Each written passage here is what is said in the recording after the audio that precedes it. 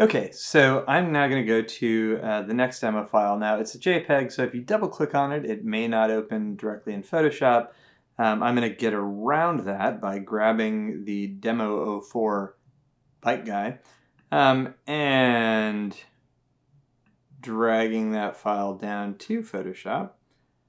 Right, I'm dragging it to the Photoshop icon. I'm not just dragging it into a Photoshop window that will place an image. You don't want to do that. It's not a good idea. But if I drag it onto the Photoshop icon in my menu bar or toolbar or application dock or whatever the hell that thing is, it will then open it specifically with that. If you are constantly opening JPEGs in Photoshop, why are you doing that? But if you are, you can also do Command I for get info from the Finder for a JPEG. And you can come down here to open with, right? It will show you what the default option is. And you can choose, say, Adobe Photoshop, and then click Change All. And your computer will, from this point forward, associate the JPEG file type with Photoshop and open everything that is a JPEG in Photoshop. Don't know that you need to do that, don't know that you want to do that, but just mentioning it in case it makes your life easier at some point. All right, so here is this fantastic picture of this guy hanging out with this bicycle. What I would like to do is, I would like to do two things. I would like to make it black and white, and I would like to retouch out this sort of obtrusive street light thing and 2/3 of a street sign that are sort of poking in. I think that's kind of unattractive and I do not like it.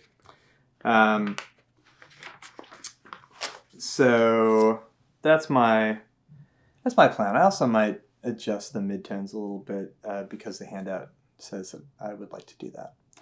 Okay, let's go ahead and put those adjustment layers in there. I'm going to go ahead and do my black and white layer. Bada boom, bada bing. That looks just fantastic. Next, I'm going to put my curves layer in there to make my midtones darker. So again, I grab the middle point, pull it down. And I rename this thing overall midtones darker and overall black and white. That looks great. Okay, cool. Now all I need to do is retouch out those 2 bits. So I'm going to do that, come down here, do it on a blank layer by hitting the box with a plus in it. I'm going to drag that again to the top.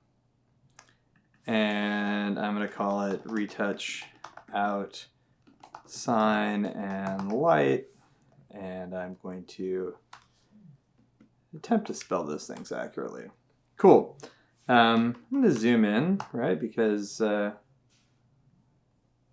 reason not to zoom in, right? Like I see people working like way zoomed out, like don't do that, just zoom in, come on. I'm going to grab my healing brush because healing brush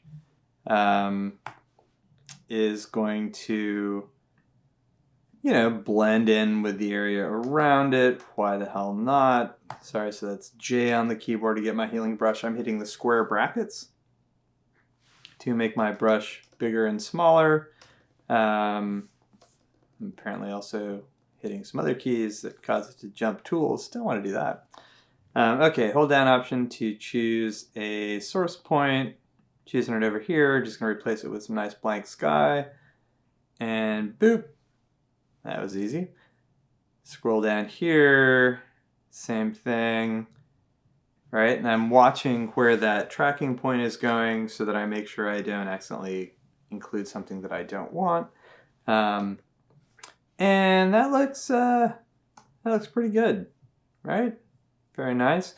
Now, the problem is, you knew there was going to be a problem. The problem is that then the client calls me up and is like, Brad. I'm like, oh, this is not good. It's never good when they call you. I'm like, okay, what? They're like, all right, listen, I know we said black and white, but I don't know, man. I'm thinking thinking maybe not so black and white. I'm like, okay, well, that's not a big deal, right? I'm doing non-destructive editing. I can just uncheck that black and white layer. All right, I'm going to do that.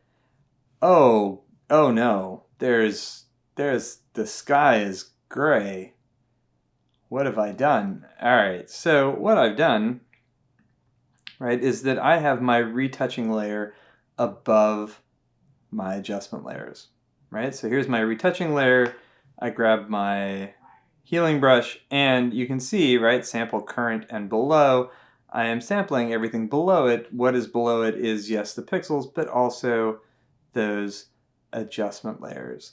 And that means if I were to turn one off, or more likely, if I were to just go in and make some significant adjustment, which caused Photoshop to crash, then it would be a problem. Sorry, computer crashed. Now we're back. So the thing that you are perhaps more likely to do is to make a big curves adjustment or something else, or even a small curves adjustment, and now you will see those spotting layers, right? Because again, they included whatever my previous adjustments were, whether it was the curves adjustment, whether it was black and white adjustment, all those things, which meant that then if I change those or delete those, now that spotting shows up like a sore thumb. So to get around this, what we want to do is make sure that our spotting layer, retouching layer, whatever, is below those adjustment layers. So I'm going to take that layer.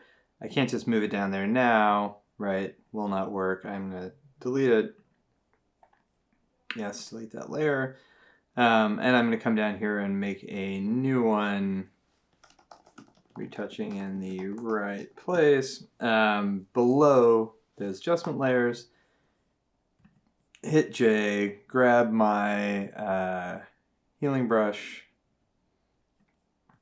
and sort of do the same thing that I did before. But now, right, so if I turn off my black and white layer, right, still there. If I adjust my curves layer, right, no change. They don't stick out.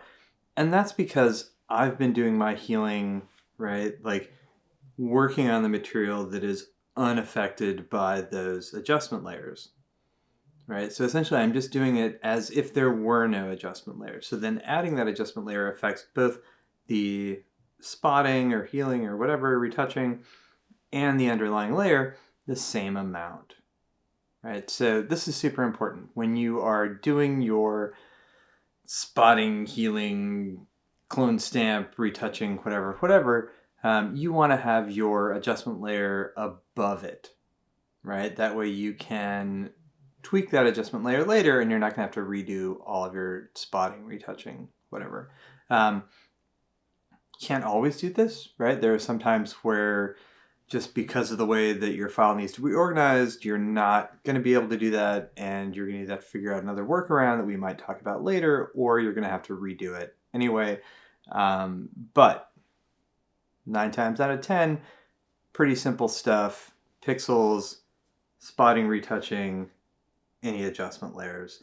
That is going to make your life a lot easier when you do your spotting and then realize, oops, I need to tweak my adjustment layer to make everything brighter or darker or whatever. Okay, so that's that. I'm going to now jump on to looking at adding grain and then a little bit of the homework. But I'm going to end this clip and go back and edit it into the previous one where the computer crashed. So see you in the next one.